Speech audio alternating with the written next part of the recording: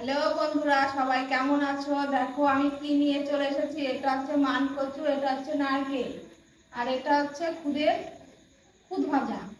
এবার এটা দিয়ে একটা রেসিপি করব। দেখো আজকে কৌশিকী অমাবস্যা, অমাবস্যায় আমাদের এটা খেতে হয়। এবার সে কি করে খাবো তোমাদের দেখাবো। শুকনো লঙ্কা আছে সাথে, আর সাথে আছে নুন আর লেবু পাতা, আর সঙ্গে আছে এইটা।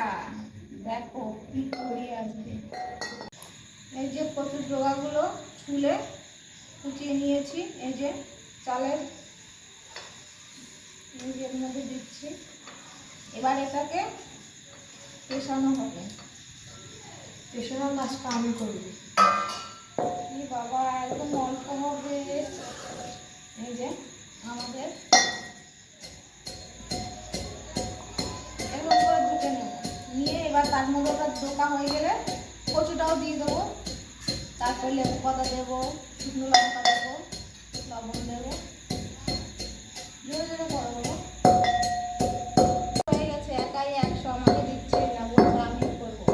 অল্প তো ওর জন্য ভালো লাগছে, বেশি হলে দেখো দেখি দেখি দেখা। দেখো এতটা হয়ে গেছে, একদম পুরো মিহি হয়ে যাবে। তারপরে কচু দেবো, কচু দিয়ে তারপরে লঙ্কা দেবো। এই যে এই কচুতে একটু দিয়েছি, এবারে পাতা দেবো, লেবু পাতা, একটু সুগন্ধ হওয়ার জন্য। সবাই মাখায় খেয়েছে তো। আর এই যে শুকনো লঙ্কা,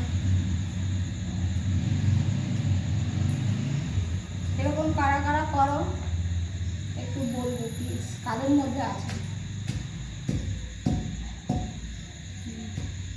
এই যে তৈরি হয়ে গেছে, দেখো এই যে সব একসঙ্গে মিক্সড করে পাকিয়েছি। এটা দিয়ে আর নারকেল দিয়ে খাওয়া হবে। নারকেল ছুলছে কবে ছোলা হবে জানি না, আমার তো তৈরি হয়ে গেছে। তো আজকের মতো এই পর্যন্ত, পরে আর একদিন দেখা হবে। Bye bye.